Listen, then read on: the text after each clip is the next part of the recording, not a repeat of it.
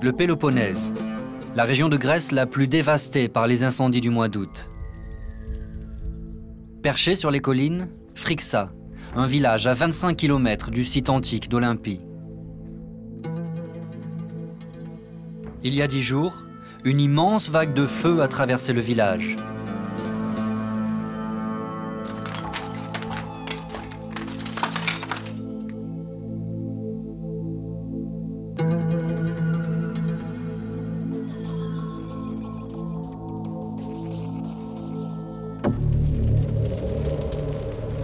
Dans le village, 10 habitants qui avaient refusé de quitter leur maison se sont réfugiés sur ce qu'ils croyaient être le seul endroit sûr, le terrain de basket. Mais très vite, le feu les a encerclés. Pendant un interminable quart d'heure, ils sont restés prisonniers des flammes. Arrosez, vers nous, vers nous!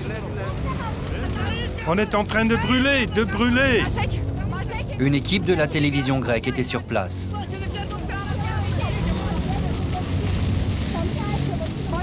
Nous sommes complètement encerclés par les flammes. Nous avons du mal à respirer. Les flammes nous menacent. Elles avancent vers le terrain de basket. Nous avons retrouvé les acteurs de ce drame pour tenter de comprendre. Pourquoi les villageois ont-ils refusé l'évacuation? Comment se sont-ils retrouvés livrés à eux-mêmes sans aucun secours extérieur? Cette semaine-là en Grèce, 66 personnes sont mortes dans les mêmes conditions. Ceux-là ont survécu.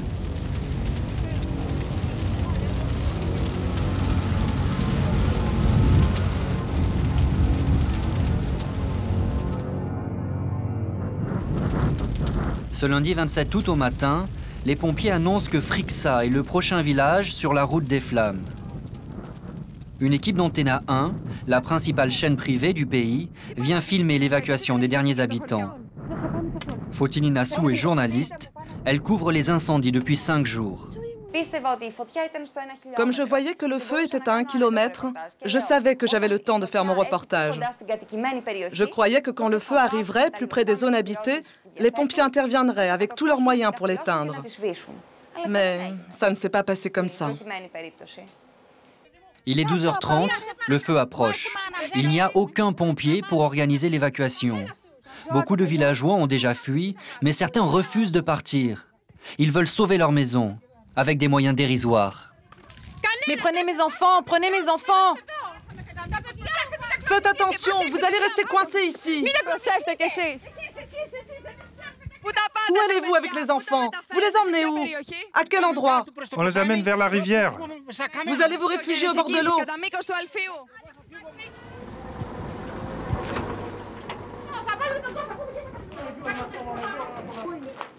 Thanassis Panayotopoulos est chauffeur de taxi. Ce jour-là, lui aussi refuse de partir. Avant d'abandonner le village, tout le monde voulait arroser sa cour. Autour des maisons, on essayait de débarrasser tout ce qui pouvait brûler. Et puis les gens sont partis. Et moi, je suis resté ici. Pourquoi? Pourquoi? Je suis resté, je voulais faire tout ce que je pouvais pour aider mes voisins. Moi, j'ai grandi ici, j'ai vécu ici. Mes amis, tous mes proches vivent ici. Tous mes souvenirs, tout est ici dans ce village. Toute ma vie est ici. Je ne peux pas trouver les mots pour vous faire comprendre ce que ce village signifie pour moi.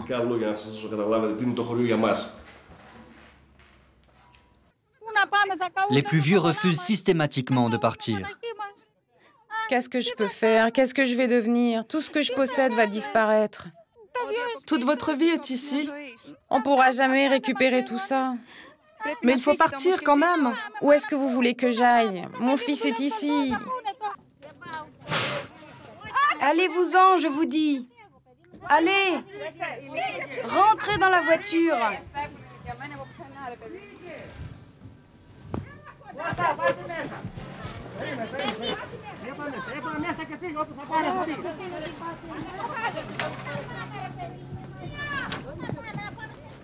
Une autre villageoise refuse elle aussi de partir. Ekaterina Nikolopoulos a 75 ans. L'incendie approche de sa maison. Soudain, j'ai vu le feu. Je vis seule ici dans la maison. J'ai des enfants, mais ils vivent à Athènes. Je suis sortie de la maison et j'ai vu un nuage lourd, noir. C'était le feu.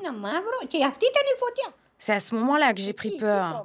Alors je suis partie en courant. Une voiture est passée, on m'a demandé où je voulais aller. J'ai dit au terrain de basket. C'est comme ça que je suis arrivée là-haut. Il est 13h. 10 habitants ont la même idée. Le sol en béton du terrain de basket qui domine le village devrait les protéger contre l'incendie. Il n'y a aucun secours sur place pour organiser la défense du village, à l'exception d'un bulldozer. Il appartient à un villageois. Dans l'urgence, il vient juste de débroussailler un des côtés du terrain. De leur refuge, les villageois peuvent aussi surveiller l'arrivée des flammes, plus bas dans la vallée. Vassiliki Mikolopoulos est agricultrice. Au loin, ce sont ces champs d'oliviers qui sont en train de brûler. Je venais ici depuis plusieurs jours. On surveillait le feu à tour de rôle. On se relayait toutes les 3 heures pour aller se reposer. D'ici, on domine les vallées tout autour du village.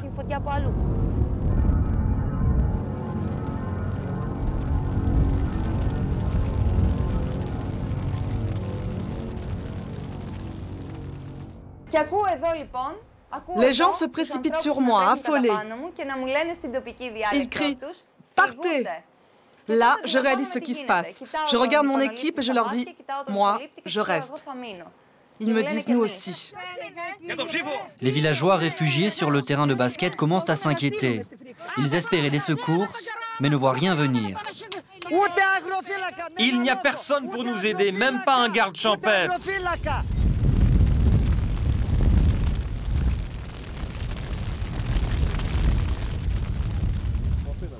Le chauffeur de taxi, lui aussi, se retrouve piégé par l'arrivée des flammes.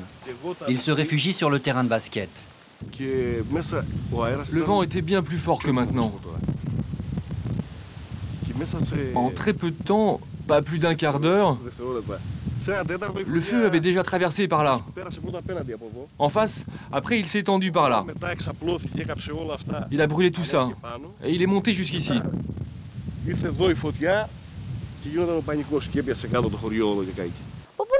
Où est-ce qu'on aurait pu aller? De toute façon, on n'avait pas moyen d'échapper. On aurait brûlé. La jeune femme reporter me demandait de quel côté partir. Je lui ai dit qu'il n'y avait pas d'autre sortie. C'est ici qu'on reste et c'est ici qu'on brûle, je lui ai dit. Il est 13h15. Le feu est à moins de 100 mètres.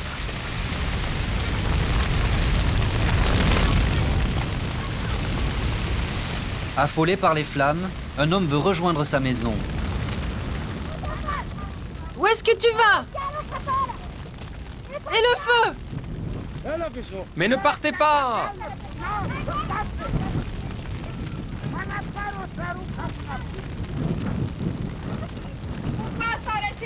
Où est-ce que vous allez, grand-père? Le village est en train de brûler. Revenez, monsieur, revenez! C'est finalement le caméraman qui empêche l'homme de retourner vers sa maison. Allez, venez avec moi. Le feu a encerclé le village de Frixa. Nous nous trouvons sur l'aire de jeu des enfants du village, le seul lieu sûr, avec 10 habitants. Il n'y a aucun secours pour combattre le feu. Pas un camion de pompiers n'est venu depuis ce matin. Aucun hélicoptère. On est en train de brûler, putain, on brûle! On est complètement encerclés? Il n'y a aucun moyen de fuir? Le feu nous entoure, on ne peut plus partir. Vraiment aucun moyen de fuir? Il n'y a pas une solution? Non, il n'y en a pas. On est encerclés par 3 feux. Ma maison, mes enfants. Vous avez perdu vos enfants? Je ne sais pas, je ne sais rien. Votre maison est en haut du village? Ici, là-bas, là où ça brûle, là, plus bas, il y a ma maison. Calmez-vous, calmez-vous.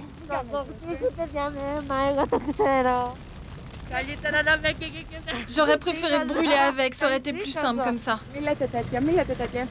Ne dites pas de choses pareilles. C'est dramatique de tout perdre.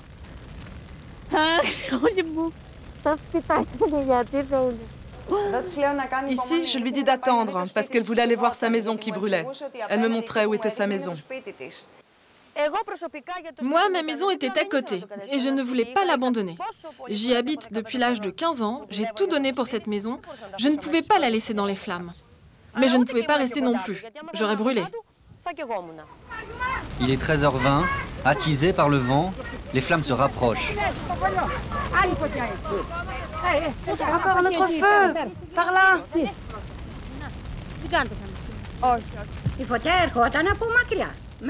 Le feu venait de loin. Il y avait beaucoup de bruit, un vrombissement. Les pins s'embrasaient. On criait, on courait dans tous les sens. On a coupé des branches pour taper les flammes. Après, nous avons pris un jet d'eau pour s'asperger, pour ne pas brûler. On était paniqués et on pleurait et on criait.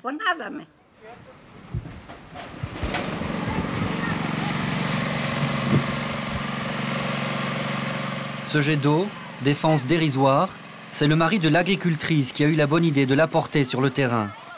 Il a installé une pompe et un réservoir à l'arrière de son pick-up. Cours, cours! Va éteindre le feu avec le tuyau d'arrosage.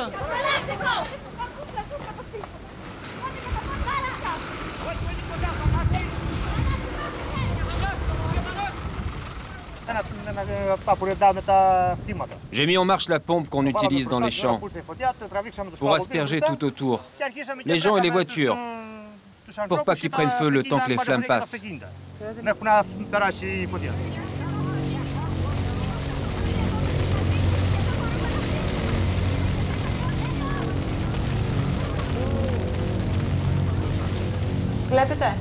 Regardez comme les flammes sont immenses. Elles font 30 à 40 mètres. Il n'y avait pas d'oxygène pour respirer. Le soleil avait disparu. Tout était devenu noir.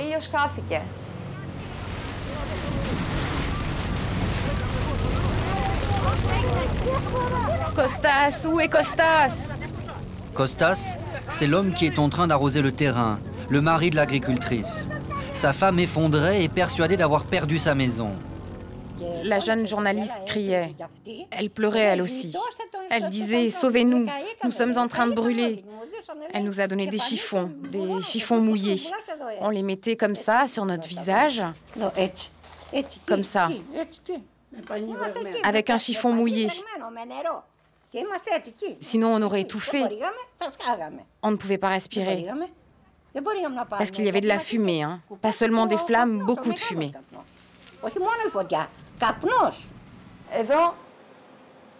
Ici, c'est l'autre front du feu qui arrive.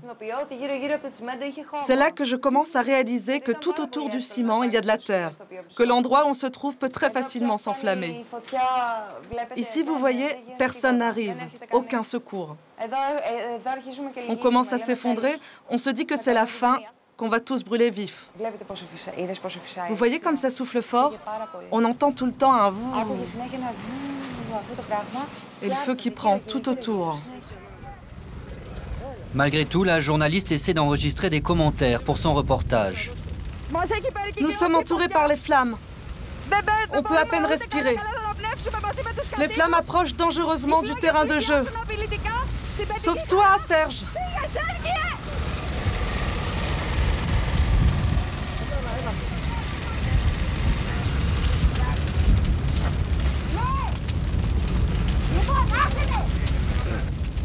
Parmi les villageois, il y a un enfant. Il s'est réfugié dans la voiture.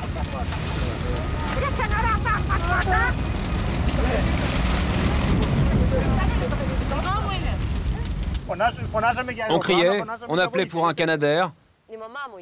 Pour un Canadair, oui, pour de l'aide, mais rien. On n'a rien vu venir. Avec la canicule et le vent, ce jour-là, toute la région est en feu. Les pompiers sont dépassés. Beaucoup sont mobilisés plus loin pour sauver le site antique d'Olympie. Un ouragan de feu enveloppe le village de Frixa. Les habitants, ceux qui sont restés, il y en a 10, et notre équipe de télévision, nous demandons désespérément de l'aide. Pas un camion, pas un pompier n'est venu au village. Pas un pompier.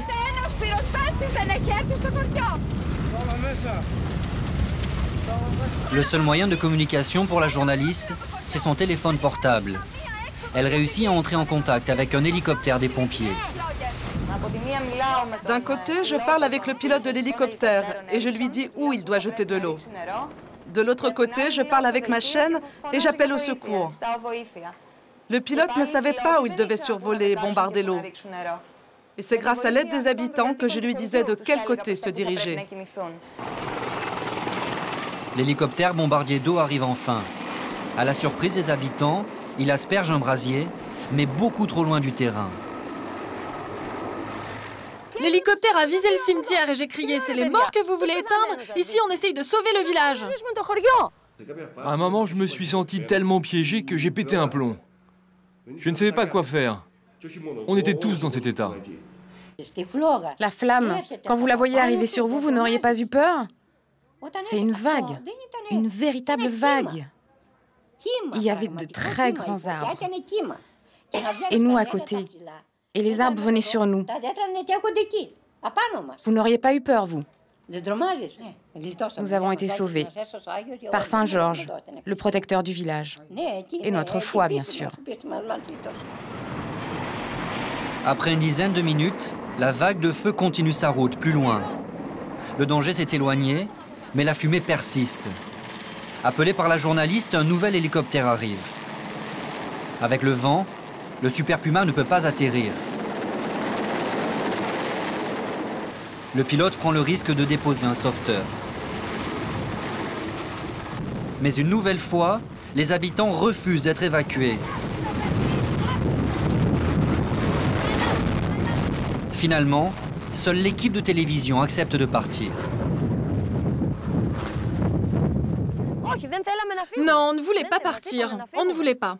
Ils insistaient pour nous évacuer, mais les flammes étaient déjà passées, alors pourquoi partir? Mais si ça avait été plus tôt, au plus fort des flammes, je serais partie. Mais à ce moment-là, partir? Mais pour aller où? Les gens ne partaient pas. Tant qu'ils n'avaient pas vu si leur maison avait été sauvée ou détruite, ils refusaient de quitter les lieux. Des villageois qui refusent d'être évacués.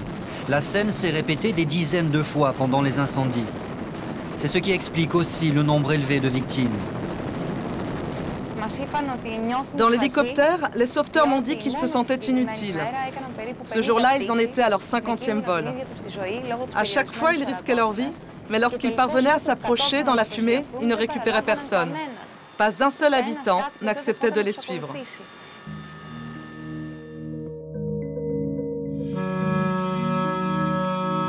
Il y a 3 jours que la vague de feu a traversé Frixa.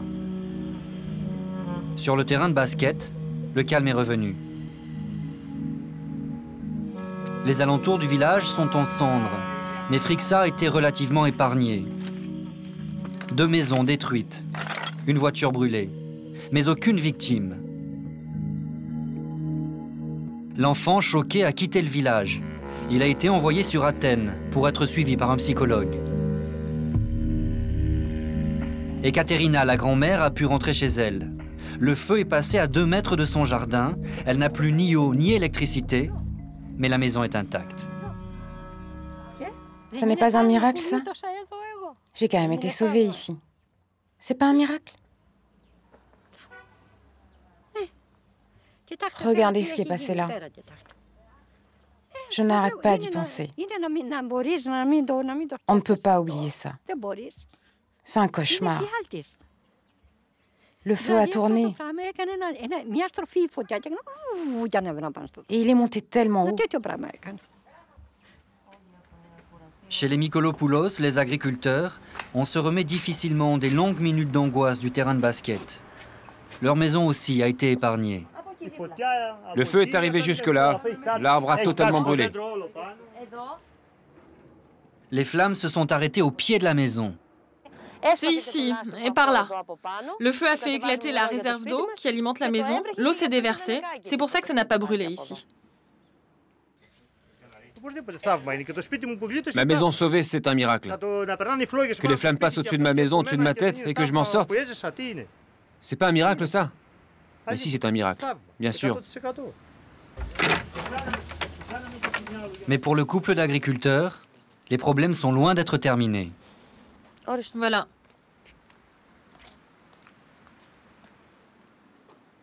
Ça, ce sont nos oliviers. Tous brûlés. C'est de ça qu'on vivait. Tout a brûlé. 10 ans avant que ça reparte. Il faut tout replanter. Il y a plus préoccupant encore que les oliviers brûlés. Il reste peu d'arbres pour retenir les terres très sablonneuses de la colline. Désormais, tous redoutent les glissements de terrain. Nous, on est sauvés, mais pas le village. Les premières pluies de l'hiver vont nous surprendre dans notre sommeil et on va dégringoler en même temps que notre maison. On a été épargnés par le feu, on ne le sera pas forcément par les glissements de terrain. Malgré tout, les survivants du terrain de basket savent qu'ils ont eu de la chance. Le feu a été beaucoup plus cruel dans d'autres villages. Ce jour-là, à 15 km, à Artemida, on enterre les victimes de l'incendie. Une grand-mère et ses petits-enfants brûlés en essayant d'échapper aux flammes. À Artemida, les funérailles vont se succéder pendant plusieurs jours. 23 personnes sont mortes ici, un quart des habitants du village. Ceux-là non plus ne voulaient pas quitter leur maison. Lorsque le feu est arrivé, ils n'ont pas trouvé d'endroit où se réfugier. Ici, le terrain de basket est en terre, il a totalement brûlé.